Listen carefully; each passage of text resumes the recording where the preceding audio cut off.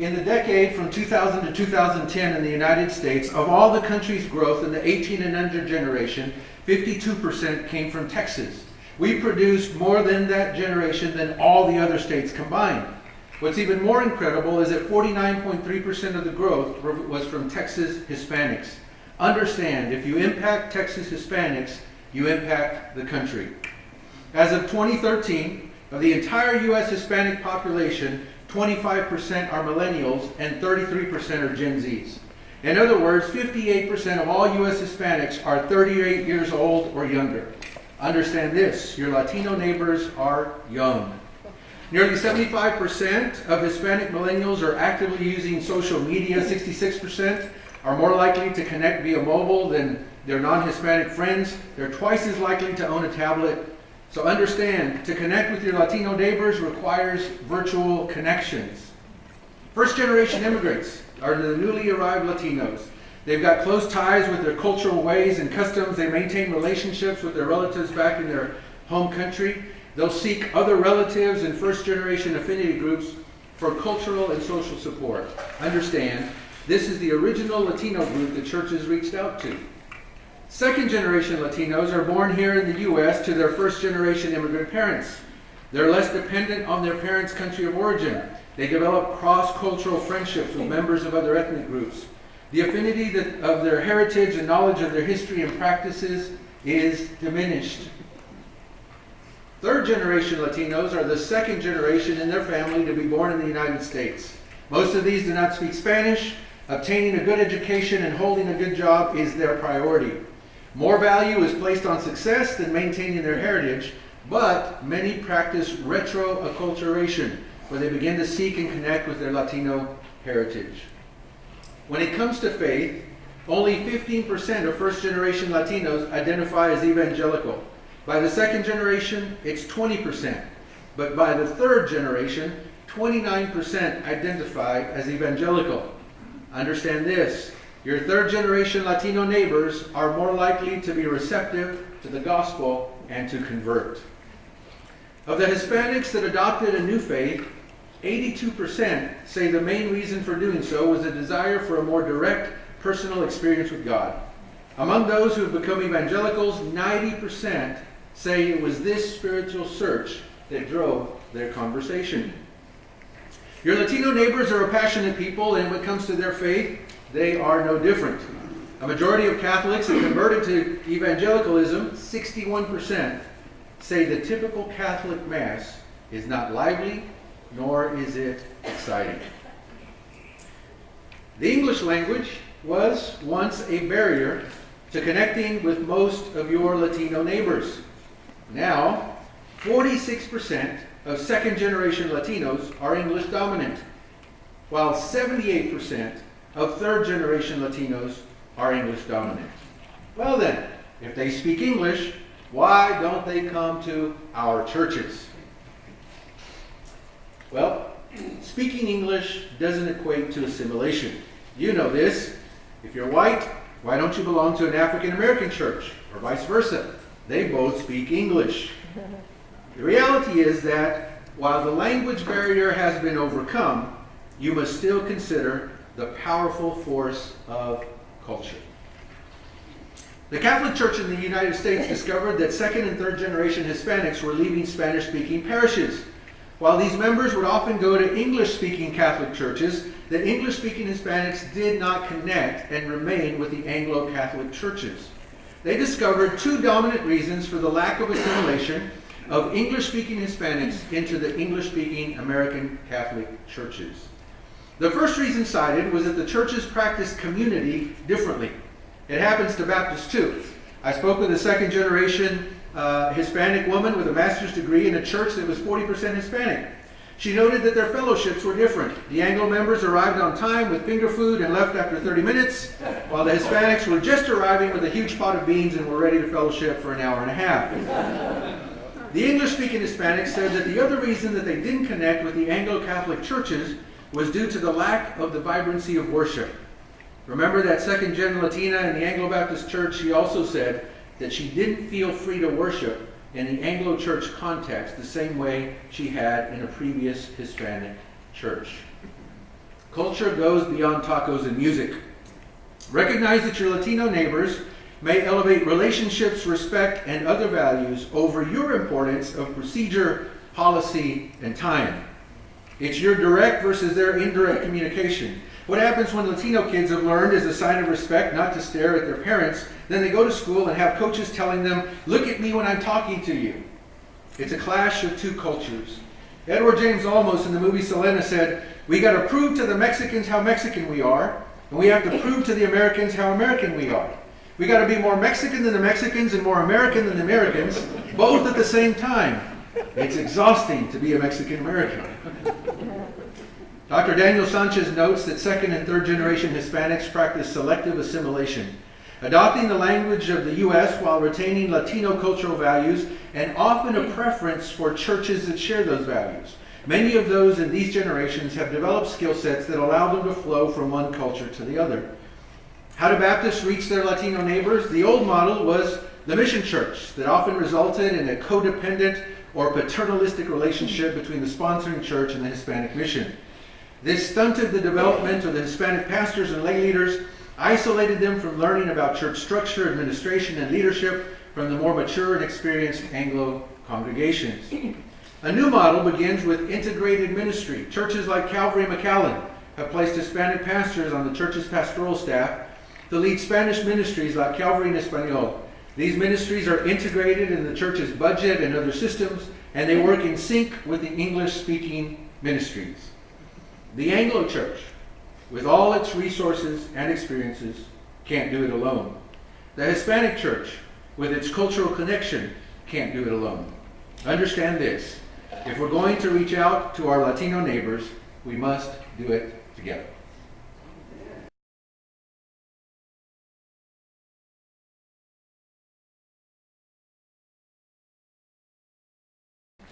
I think the answer in general is both and. Because it's obviously very difficult to have a multi-ethnic congregation when it's all Chinese or all Spanish speaking. But I think that the more that we progress in generations of those that are here, and the more dynamics that we see changes, the dynamic changes that we see in our communities are going to force us to do that. I was invited to a community of about 2,000 people. They said, "We want to have a Hispanic outreach to English-speaking Hispanics." And I said, "What's your plan for after that?" And they said, "Well, we don't know." I said, "Well, let's have a conversation." So I visited their church, and on the wall they had a certificate where they had over 450 in Sunday school about 10 years before. And they were now in a sanctuary of 600 people, averaging 30 on a Sunday morning. The youngest was probably about 50, 55. And when I checked the demographics, the town they'd only lost 300 people in that span that they went from 480 down to 30. But what has changed was now that it was 65 to 70% Hispanic. And so that requires that congregation to be that blending and that coming together. And it's just an understanding, it goes both ways. If there's a need for the Hispanic congregation to understand those values of the Anglo members and vice versa. And probably the best way to do that, to understand that, is having somebody on staff. We had an Anglo admin pastor that we hired, and who was an engineer by trade, and fell in love with spreadsheets. And it was like this for the first 3 or 4 months. Every time we'd ask, "Why do you do it this way?" It became very frustrating, but we began to value those things that he brought from his Anglo-Western culture that we desperately needed in our Hispanic congregations. Well, and we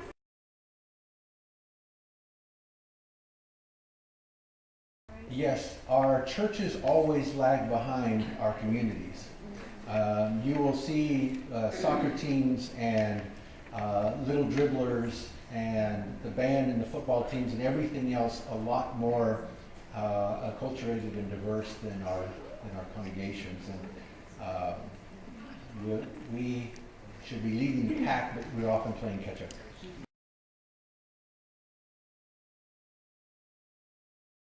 Yes. For example, if you are you're the pastor of the Anglo Church sponsoring the Mission Church, and you have a meeting on Monday morning with the pastor from the from the Hispanic mission, and you're supposed to meet at 9 o'clock, and you're sitting there and it's already 9:15 and you still haven't shown up. To the Western culture, that is a sign of disrespect. You're disrespecting me, you're dishonoring me. I value my time, we place a lot of value on this. And the Hispanic pastor may have gotten a call that morning from somebody in their church who said, can you drop me off at the clinic? And for him, there's a value in helping that person in developing that relationship that is much more valuable than being on time to a meeting, because we can still have the meeting. And the mentality for, in our church, when we had our Anglo admin pastor, he'd say, well, you didn't follow the steps. And we'd say, well, but it got done anyways. And let's celebrate. That's the important part. It got done. And so for some, the policy and the procedure and the steps are much more valuable and are held in much higher esteem than perhaps in another culture where that's not so valuable. The important thing is that we did it, we had fun doing it, we developed relationships doing it, somebody was blessed, this person was helped, and that's what's worth celebrating rather than the value that we might have over here. We're not saying that one is better than the other. We're just saying that we need to understand those in order to resolve the kind of conflicts that come up when we're trying to do church and ministry together.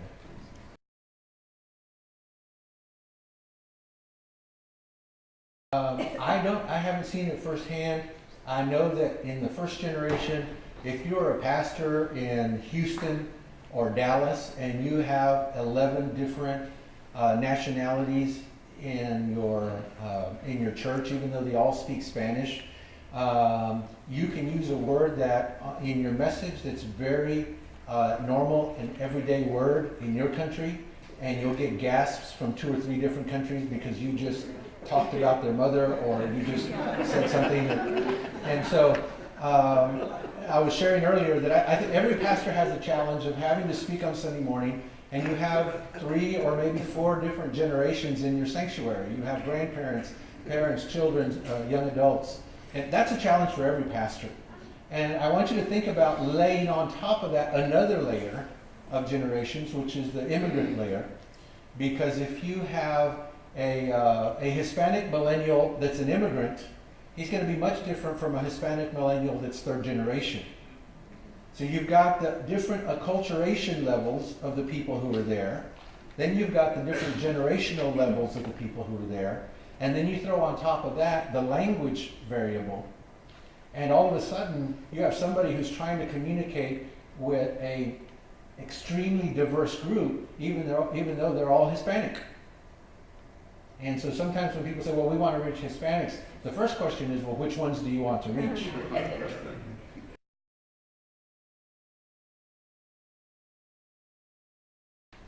Well, I think the cohesion is very inherent in the Latino familia culture. I think many of the recruiters here will tell you what a challenge it is to recruit a second generation Hispanic student and have them move across the state. And mom and dad say, well, wherever you go, we're going to go, or no, you have to stay here and go to a local college. That family cohesion is there, and it extends. Gratefully, I learned this, it extends through the next generations. I see that my son values being at home with us during Christmas and spring break a lot more than maybe some of his friends do. And so that I think that's a value that churches can use to reach out. If you want to ingratiate yourself with the first generation immigrant, do something to help their child. And especially do something to help their child when it comes to education. And they will be forever, maybe not indebted to you, but grateful to you for being willing to reach out to that child.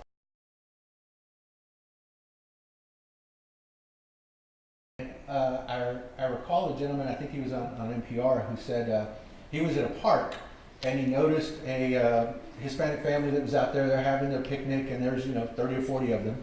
Because if you're first or second generation and you invite our family, it's not just me. And it's just not my immediate family. It may be my cousin who's there and his friend who he brought with him. But he looked out there and he said, this is what American families looked like 40 years ago. He said, my kids, they grew up, they went to college, they got married, they're living on opposite ends of the country. is that our family is never going to be able to enjoy this type of coming together. And it is those first generation and to some extent second generation Hispanic families that still have that cohesion and that unity in the families. You know, if there's one thing that translates to, I think every single language is love. And whether you can speak the language or pronounce it or not, anytime you share that, it's going to be powerful and effective.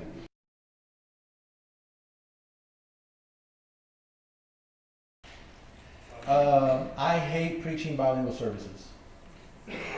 Simply because you have to preach half a sermon, or you've got to be there twice as long, and somebody will inevitably get mad that you did too much Spanish and too much English.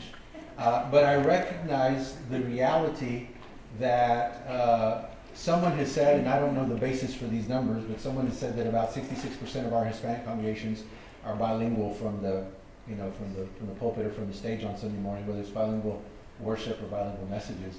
But I know that that's the reality of churches who say, well, we're going to try to do it in English because we've got some youth here.